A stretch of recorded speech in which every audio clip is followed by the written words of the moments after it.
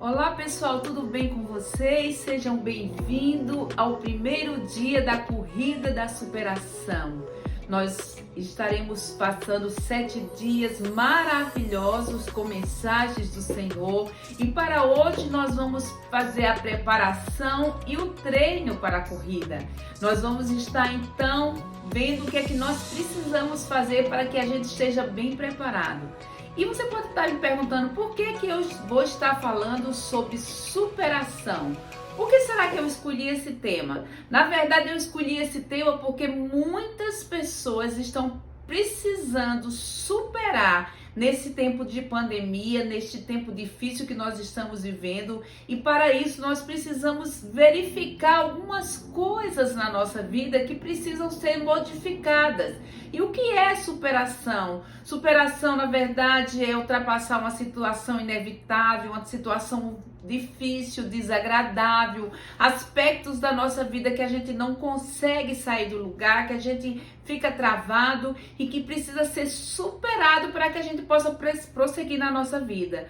Para fazer uma corrida, precisa se preparar com antecedência e existem alguns pontos que nós precisamos corrigir para que realmente a gente venha ter melhor condicionamento físico, mental e no nosso caso espiritual também. Mas antes você precisa tomar uma posição. Você precisa a partir de hoje nessa corrida dizer: eu vou determinar que a minha vida vai ser diferente e eu quero estar preparada para sair na linha de frente até a linha de chegada.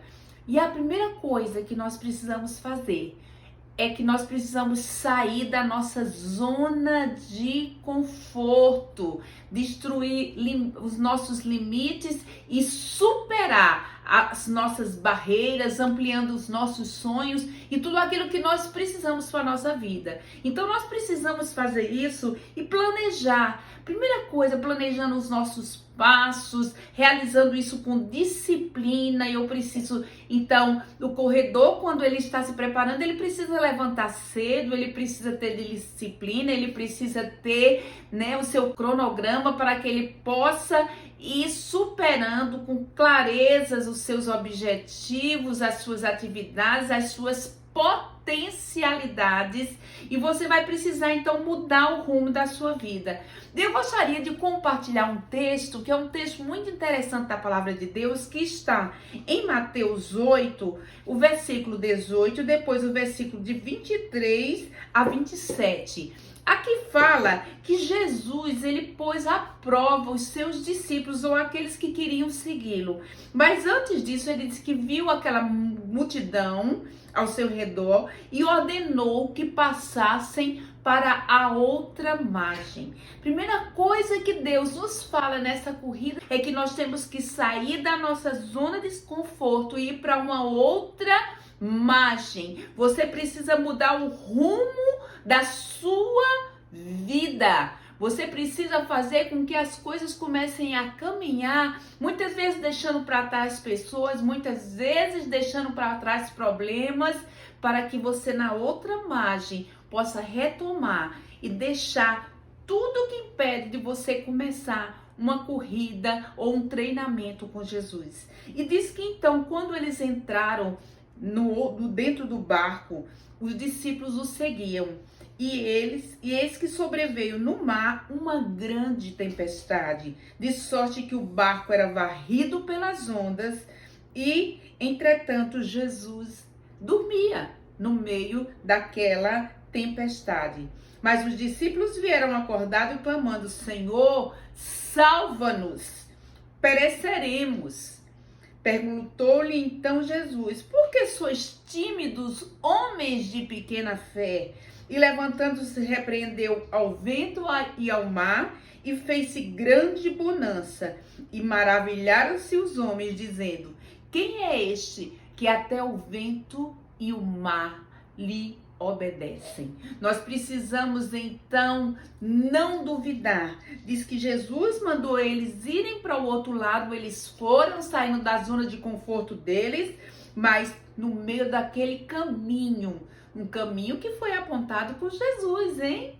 diz que veio uma tempestade muito grande e eles ficaram ali atordoados até acordarem Jesus. E foi quando Jesus disse: olha, não tenham medo, homens de pequena fé. E é isso que Deus está falando para nós nesse início desta corrida, nessa preparação. Você não precisa ter medo. Você tem que sair da sua zona de conforto e caminhar para este momento, para este lugar que eu estou te levando.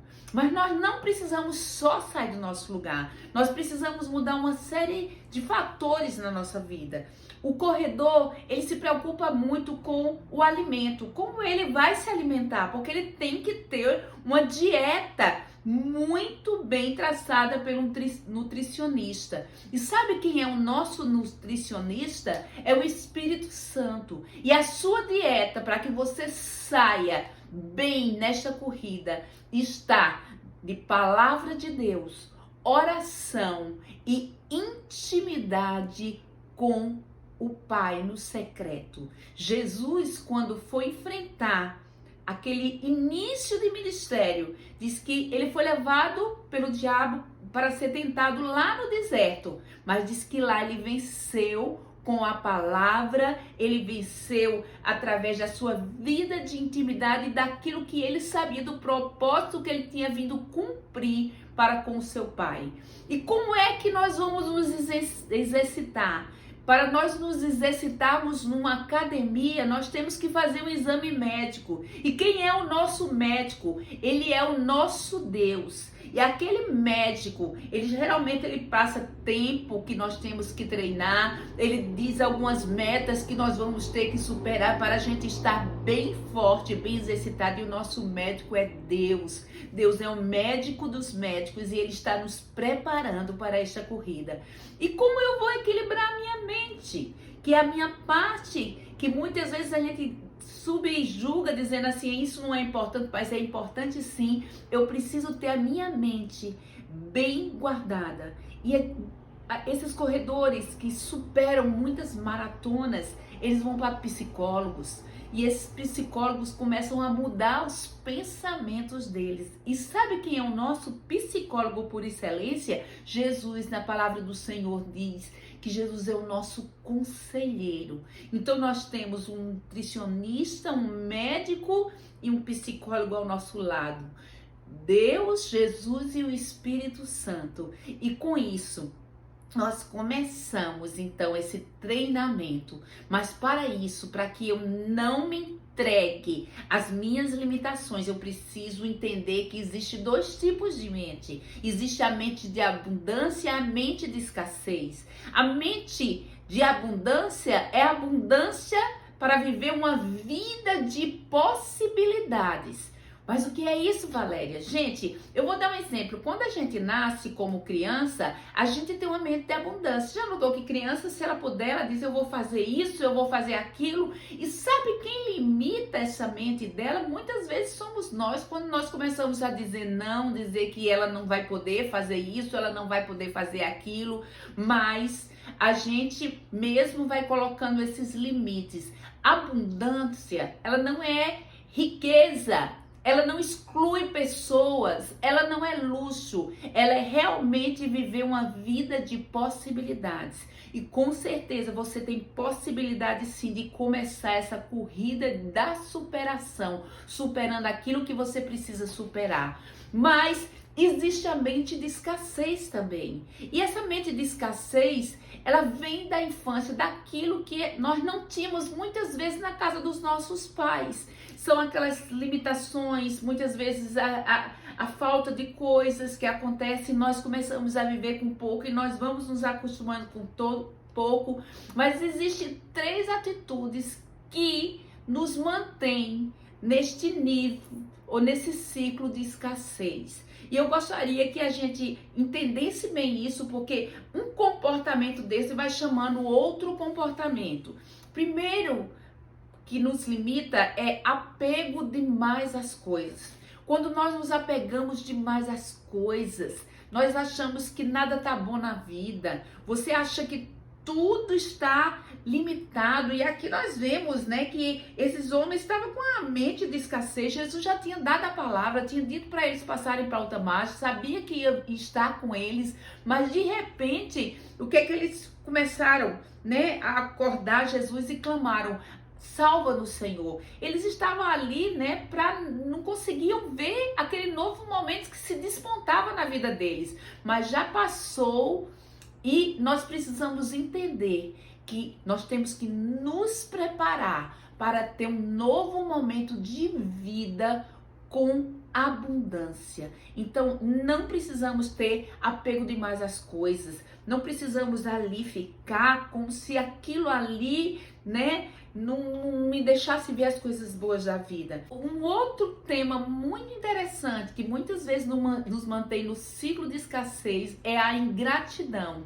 A pessoa acha que nada é bom para ele na vida, ele acha que realmente falta alguma coisa, e o interessante é que quanto mais a gente é ingrato, mais realmente a gente vai olhando para aquelas coisas e vai achando que nada tá bem. O ingrato, ele é uma pessoa inativa, ele não tem ação, ele acha que, né, não tem alegria, não vai poder fazer nada, e ele começa então a ser mesquinho, inclusive, porque o ingrato não prospera. Você já notou que toda pessoa próspera é muito alegre? E em 1 Tessalonicenses 5,18 diz assim: em tudo dai graças, porque esta é a vontade de Deus em Cristo Jesus para conosco.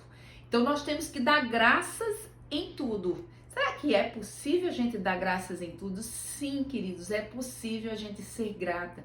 Nem sempre as circunstâncias estão favoráveis, mas nós podemos ser gratos e gratas por aquilo que o Senhor tem feito na nossa vida. E a terceira coisa que nos deixa do ciclo da escassez é a comparação.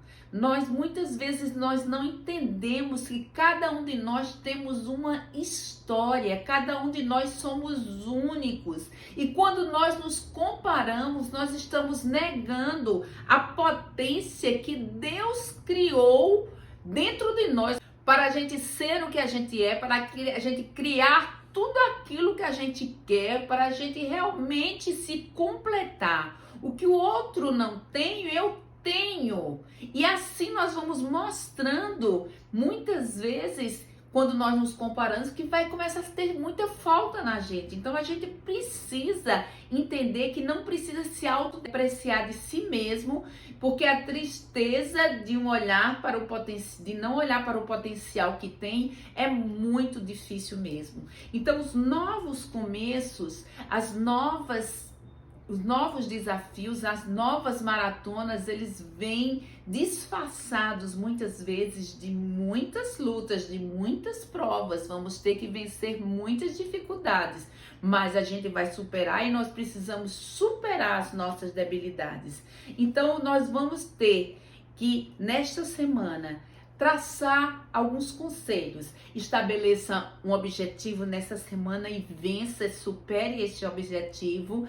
Faça uma atividade que seja prazerosa para você e lhe traga alegria. Pode até ser uma atividade física, se de repente puder conciliar. Começa a correr aí também, que vai ser uma bênção. Levante-se em nome de Jesus e vá para a academia treinar com o seu treinador maior, que é Deus. Porque Ele vai te dar as coordenadas para você treinar e superar tudo o que precisa. E Ele lhe dará realmente forças para você prosseguir. Enxergue o que Jesus está fazendo. Pai, em nome de Jesus, eu abençoo as pessoas no início deste treino, ó Deus querido, e daquilo que nós estamos fazendo para superar as nossas debilidades. E pedimos que amanhã elas possam estar aqui, cheias do amor e da graça de Deus, em nome de Jesus. Amém. Esteja divulgando e esteja trazendo outras pessoas, porque Deus tem coisas maravilhosas e grandiosas para fazer no nosso meio. Que Deus te abençoe.